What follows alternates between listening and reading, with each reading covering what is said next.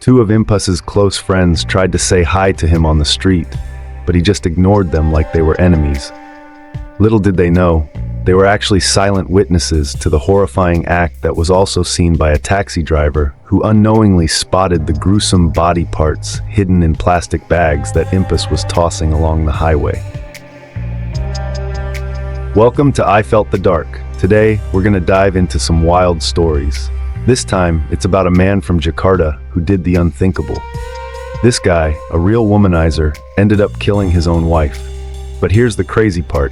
He dismembered her body with the help of his mistress.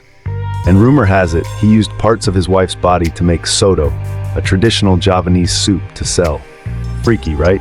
So how did it all go down? Let's get into it. With the prosecutors by his side, the accused, Benggit Situmorang, who was the husband of the victim, Darna Sri Astuti, walked into the courtroom at the East Jakarta District Court.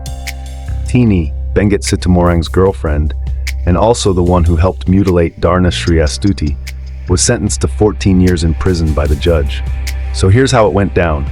There was this guy named Benggit Situmorang, but everyone called him Impus. He was 36.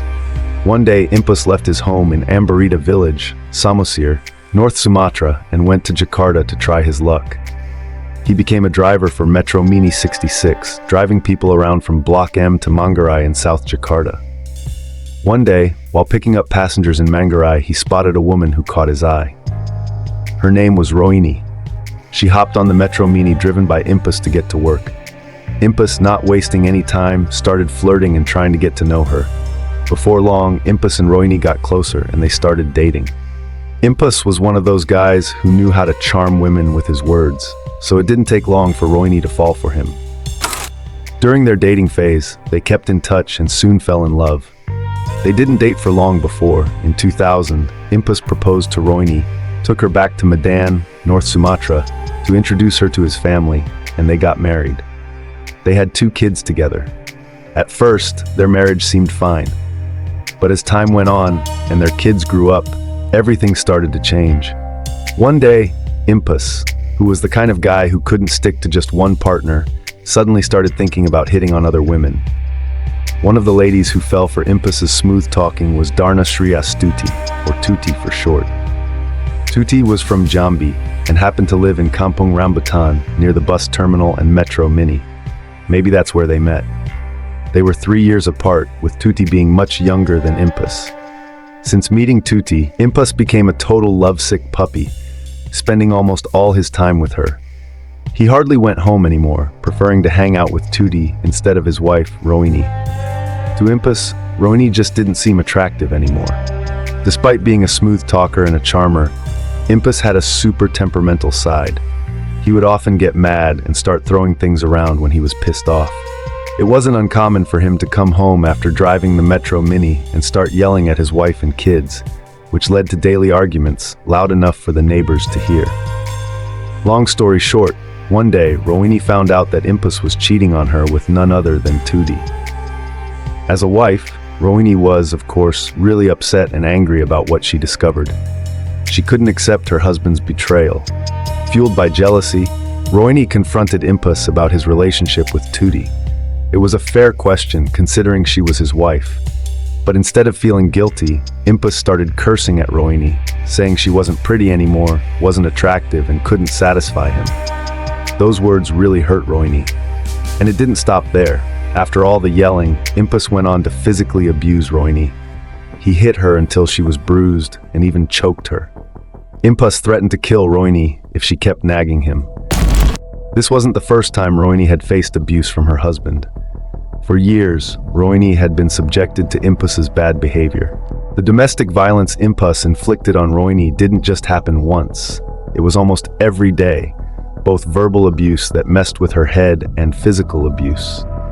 Rohini was completely fed up with Impus's behavior, so in 2009 she finally got the courage to report him to the police. The police took it seriously and started looking into the case. But strangely, when the cops got involved, Impus sweet-talked Rohini into forgiving him and going for a peaceful settlement, so the police ended up dropping the case.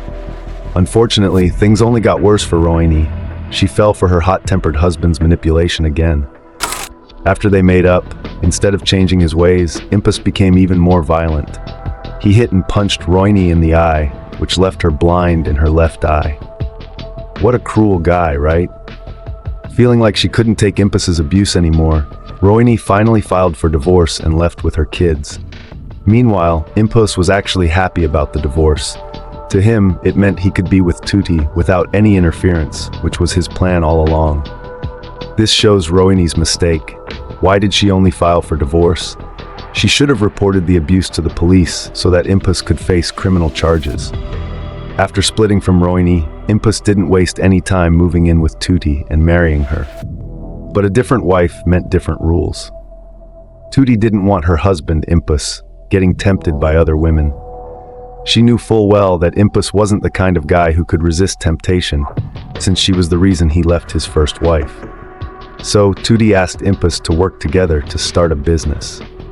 Since they were still in the honeymoon phase of their marriage, they were all lovey-dovey and in love. So, Impus agreed and decided to switch from being a metro mini driver to selling Soto Lamongan at the Kampung Rambutan terminal. After opening their Soto stall, their business gradually became known in the community. From the start, their stall was always packed with customers, even though people said the Soto tasted pretty average. But for some reason, the place kept drawing in crowds. Don't miss this exciting story. Watch this video until the end to get all the surprising detail. If you enjoy the content, don't forget to like, comment, and subscribe to our channel. That way you won't miss out on any other interesting videos. Join our community and enjoy various exciting stories every week. Impus's Soto stall was always packed, especially in the evening. Lots of people wondered why it was so crowded. Some folks even got jealous and started rumors that Impus was using black magic to make his business successful. Those weren't just rumors. Plenty of locals saw Impus sprinkling flowers and lighting incense around his stall every Thursday night to boost his sales. And that's not all. He'd do anything, from violence to making deals with dark forces. But here's where it gets even weirder. The longer Impus ran his stall, the busier it got. After some digging, the locals found out that the Soto stall wasn't just selling Soto. That was just a front. In reality, Impus was also selling herbal drinks and illegal booze. No wonder his place was always packed, especially at night. Businesses like this are pretty common in big cities. If you go to certain areas in Jakarta where they have street food stalls, sometimes they sell illegal booze on the down low too. The folks around Kampung Rambutan knew about Impus's illegal activities. They'd try to warn him, but he'd just ignore them. To Impus, the money from selling booze was too good to pass up.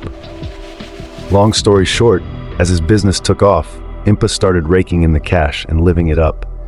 He went back to his old ways of fooling around with other women. As his relationship with Tutti started to cool off, he got close to another woman named Tini. Tini was a herbal drink seller, a kind of traditional Indonesian herbalist, who usually worked around the Kampung Rambutan terminal. Before long, his second wife, Tutti, caught on that Impus had another woman. Tutti was furious. She couldn't stand being betrayed by her husband, Impus. But if you think about it, Tutti and Impus' relationship started as an affair, which hurt Impus's first wife. Maybe this was karma catching up to her. But Impus' violent side reared its ugly head again. He couldn't stand being called out by his wife for cheating, and he started abusing Tutti again. To make matters worse, he brazenly brought his mistress, Tini, to live in the same house with Tutti. From then on, their home life turned into a living hell. Just imagine, Tutti had to endure the pain of seeing her husband Impus sleeping with Tini in her bed every night. What wife could accept that? Things got really heated, and they were always fighting. Impus frequently beat Tutti. That's when Tutti realized that her choices were a huge mistake. She was finally facing the consequences of what she did to Impus's first wife. Then, one day on March 2nd, 2013, right at midnight, Tutti and Impus got into another fight. This argument started because Impus accused Tutti of cheating on him. It was a totally baseless accusation since Tutti had been nothing but loyal to Impus while he was the one fooling around.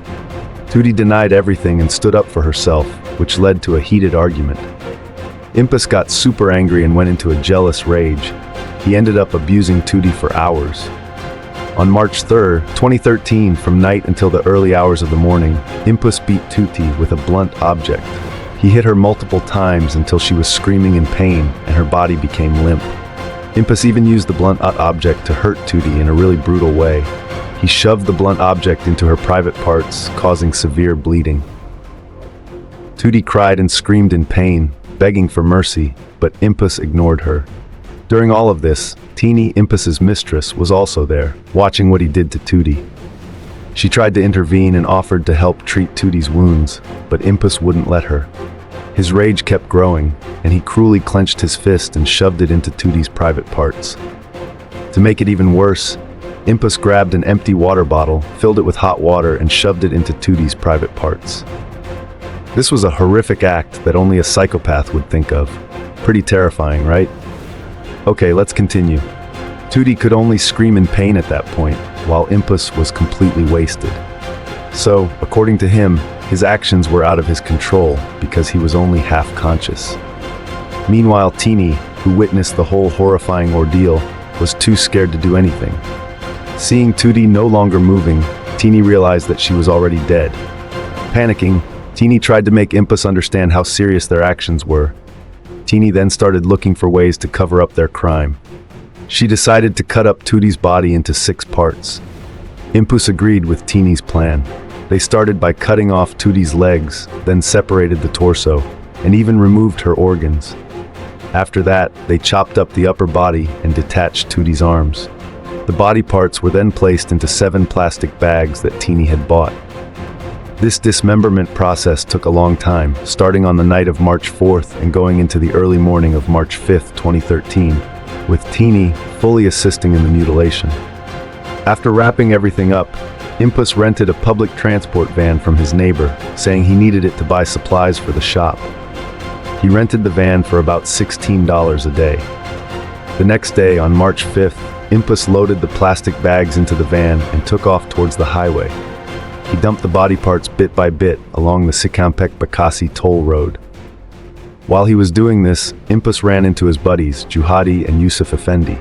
They greeted him, but he just ignored them. At one of the spots, a passing taxi driver saw Impus tossing the plastic bags and assumed he was just throwing out trash. The taxi driver thought the stuff might have fallen out by accident and wanted to let Impus know. So he shouted at Impus and tried to alert him about the bags falling out. But Impus paid no attention to the taxi driver's yelling. Worried that something was up, the taxi driver snapped a photo of the van's license plate as evidence that could be traced later. After that, Impus left the scene and the taxi driver continued on his way. On the same day around 7 a.m., a patrol officer on the Sikampek-Bekasi toll road spotted a large black plastic bag lying on the side of the road. Thinking it might be trash or something that didn't belong there, the officer decided to check it out. He was completely shocked to find human body parts inside. The body parts were found at several locations. Right leg at km 00.200, right hand at km 1.200, left hand and chest at km 2.100, left leg at km 0.3300. Internal organs wrapped in a black plastic bag tied with blue plastic rope at km 2.600. Head in a black plastic bag tied with blue plastic rope at km 3.800. The discovery of these body parts was immediately reported to the police. The news spread quickly on social media, and Juhadi and Yusuf Effendi, the 2 friends who had seen Impus dumping something, quickly realized that what they saw in the news matched what they witnessed. Without hesitation, they reported the incident to the police. In addition, the taxi driver who photographed the van's license plate also came forward and reported what he saw. This evidence provided strong leads for the police to conduct further investigations. The police then traced the owner of the van that Impus had rented and found out that Impus was the one using the vehicle during the incident. On March 6, 2013, around 8:30 p.m., the police arrested Impus at his home in Kampung Rambutan, Ciracas. The police also arrested Teeny, Impus' mistress, who was at the house with him. They conducted a bunch of searches and found several sharp weapons, including 2 knives, a machete, and a public minibus. After investigations and an autopsy, it came out that Tutti's body had 4 stab wounds on the face, 3 on her forehead, 1 on her temple, and her private parts were severely damaged.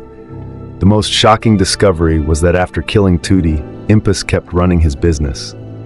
He used the missing parts of Tootie's body as meat for his soto soup and sold it to people. Many customers felt sick when they found out the meat they ate was from Tootie's body. Because of this, Impus was charged under Article 340 of the Criminal Code for premeditated murder, facing 20 years to the death penalty. Teenie got a max sentence of 14 years in prison. The story of Benguet Sitamorang, aka Impus, a guy who was always chasing women and ended up as an executioner, ends in a tragic way. Lucky for his first wife, who survived even though she lost one eye, while his second wife faced a worse fate. Before the verdict was announced, Impus suddenly fell ill. The verdict was supposed to be given on October 3, 2013, but Impus got wet lungs and TB. Some sources say the prison didn't give him proper medical care, maybe thinking he was faking it. Even at his second trial, Impus had to be carried because he couldn't walk by himself. On September 30th, 2013, Impus, aka Benguet Sitamorang, took his last breath in Sipanang Prison, East Jakarta.